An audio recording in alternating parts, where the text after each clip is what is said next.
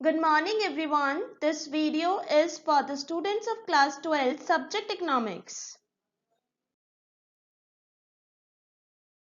In this video we shall read our lesson number 6, that is banking, from a macroeconomics book, and this is my lecture number 1 for lesson 6, banking. So first of all, just for a basic review, what are banks? Banks are the financial institutions. There are two types of banks in our economy: commercial banks and central banks.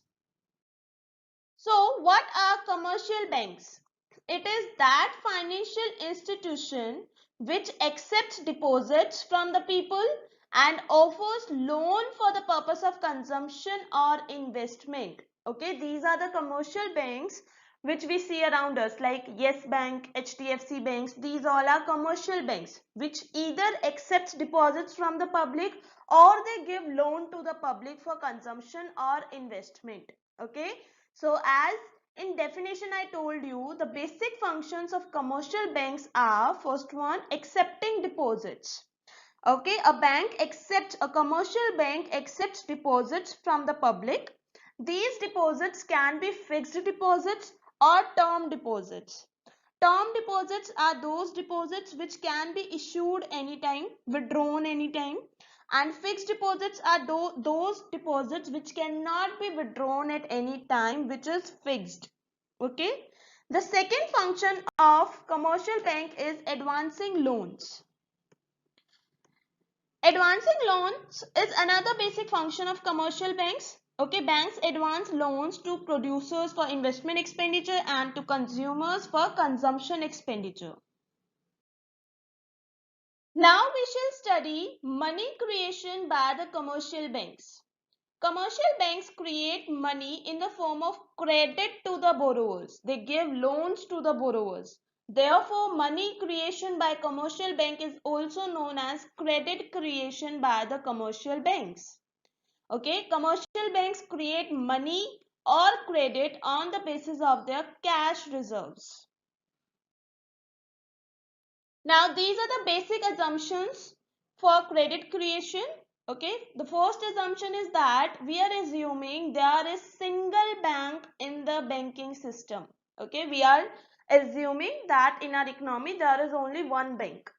And the second assumption that we are making is that all the money transactions are done through banking system only. Okay, all money transactions between producers and consumers or between two people are done only through banks.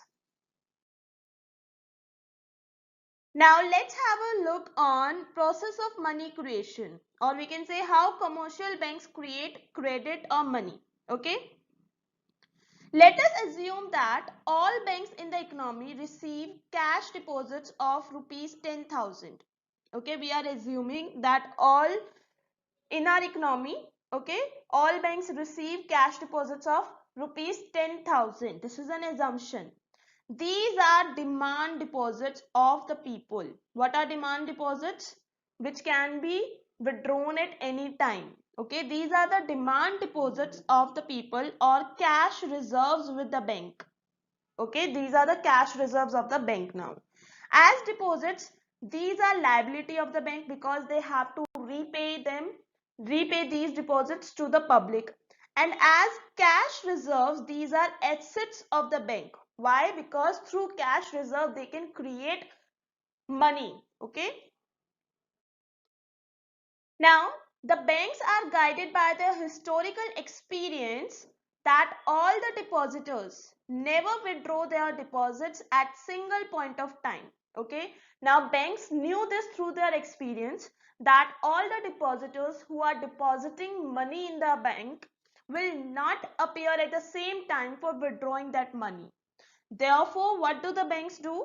The banks find it safe to keep only a part of the deposits as reserves, okay, and lend the rest as loans to the borrowers. Okay, so what they do, they knew that all the depositors, that all the people will not come at the same time for withdrawing their money. So what they do, they keep a reserve from the deposits which are made by the public, and after keeping that reserve, rest of the money is given as loan to the public by bank.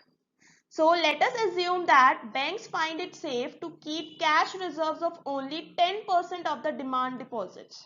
So how much amount we were taking? We were taking that all the banks in the economy receive cash deposits of rupees 10,000.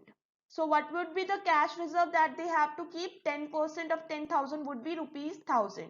It means that now the banks have to keep rupees 1,000 with them as cash reserves, and the remaining amount, that is 9,000, they can raise as loan. So thus, by keeping cash reserves of rupees 1,000, the banks can handle liability of 10,000, because they are assuming that all the depositors will not appear at the same time for taking their money. Okay, the money deposited by the people. The necessary cash reserves which the bank need to hold. Now, this cash reserve of 1,000 rupees which the bank needs to hold are called required cash reserves, or we can say minimum cash reserves. Now, the picture is like this, that total deposits with the bank was rupees 10,000. This is the amount which public has deposited in the bank. Now, required cash reserve, 10% of 10,000 needs to be reserved as cash with the bank. So that is 1,000 rupees.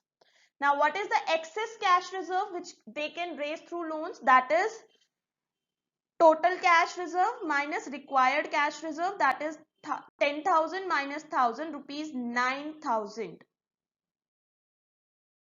Now, the banks can safely lend rupees 9,000 as loans and earn interest income.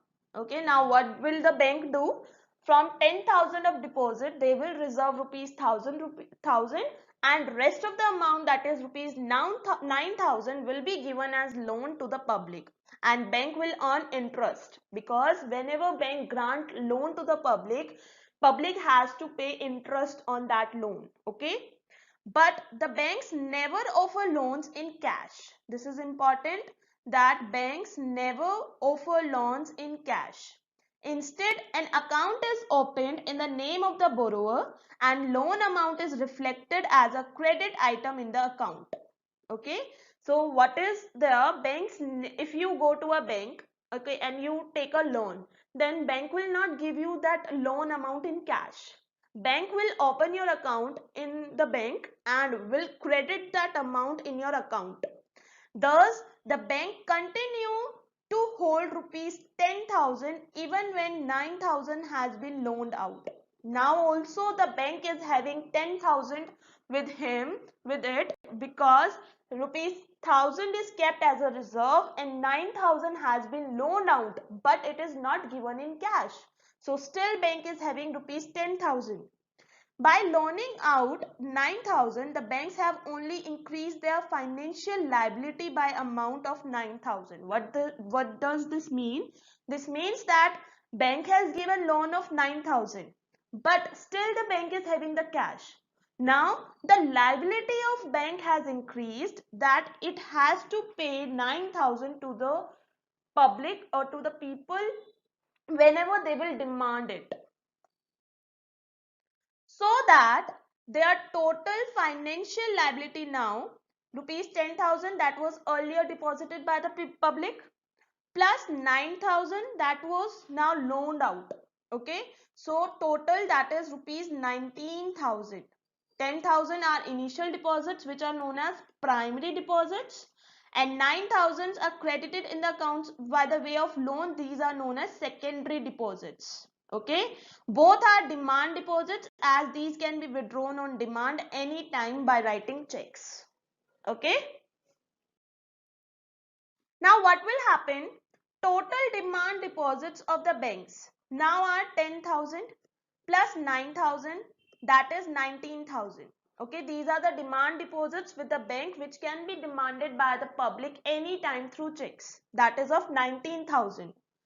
The required cash reserves are 10% of 19,000. Now how much the bank need to keep with it? That is 10% of the cash reserve. So 10% of 19,000 would be 1900. Now bank needs to keep 1900 as cash reserves and rest of the money it can raise through loan. But the banks continue to hold cash reserve of 10,000 so that still there are excess reserves as under. Now what are excess reserves? Actual reserve, that is 10,000, minus required reserve, that is 1900.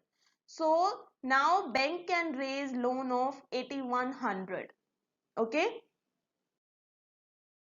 implying that banks still have capacity to create demand deposits by way of loan. Again, loans are offered, remember, not in form of cash. Okay, now again the bank will raise loan. These are only reflected as credit items in the accounts of the borrowers. Loans are not given in cash. So that by loaning out another 8100, the banks are only increasing their financial liability by this amount in term of demand deposits. Okay, they are just increasing their financial liability. Now cash reserves of the banks continue to be intact as rupees 10,000. Still the bank is having the 10,000 demand deposits. Now the picture becomes like this: total demand deposits 10,000, then 9,000, then 8,100. That would be 27,100. Okay, so what would be the required cash reserves? 10% of 27,100 would be 2,710. Now bank needs to reserve only 2,710 rupees. So what would be the actual cash reserve? What actual cash reserve is 10,000. Excess reserve would be 10,000 minus 2,710, that is 7,290. Now bank can raise this amount as loan. Now still there are some excess reserves with the bank. They are not fully exhausted. Now process of creating demand deposits by way of loans would continue like this. It would continue till all excess reserves are exhausted. Okay, now when will this point be reached? This point will be reached when the banks have total demand deposits of rupees 1 lakh, for which required cash reserves is 10,000. Okay, which is exactly equal to actual cash reserves of the bank. So finally the picture will be: actual reserves of the bank would be rupees 10,000, demand deposits 1 lakh, means 1 lakh rupees can be demanded by the people at any time. But what would be the actual cash reserve of the bank? That would be rupees 10,000. Primary deposits were 10,000 and secondary deposits are 90,000, that is demand deposits. Okay, now required cash reserves would be 10% of 1 lakh, that is 10,000. So excess reserve would be 0 because actual reserves are also 10,000, required reserve is also 10,000. Now we know demand deposits are a component of money supply. On the basis of their cash reserves of rupees 10,000, they have created money supply equal to rupees 1 lakh. Okay, in starting banks were having cash reserves of only rupees 10,000, but through that cash reserve they have created money in the economy that is equal to 1 lakh.